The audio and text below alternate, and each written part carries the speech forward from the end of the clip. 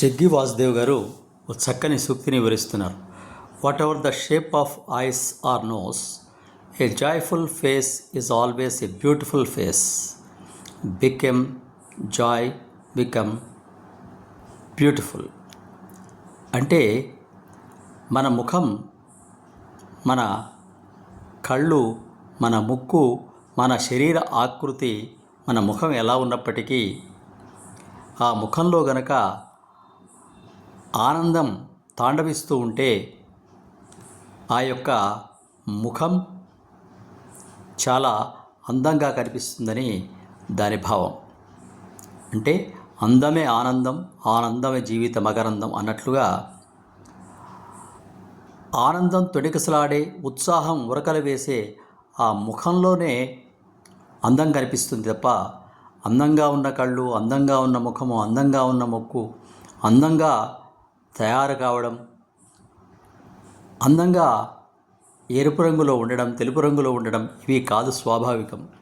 ఆ ముఖానికి, ఆ మనిషికి స్వాభావికము ఉత్సాహము, ఆనందము ముఖంలో కాంతిని కలగచేస్తాయి, మనిషికి ఒక అందాన్ని తీసుకొని వస్తాయి.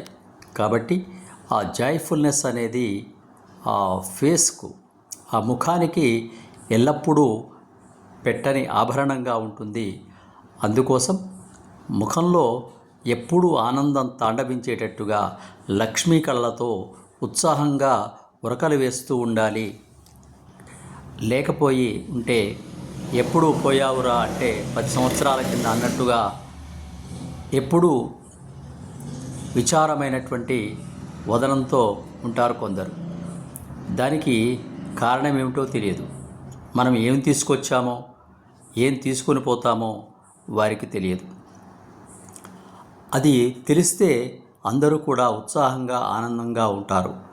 వచ్చేటప్పుడు ఏమీ తేలేదు, పోయేటప్పుడు ఏమీ తీసుకుపోవట్లేదు.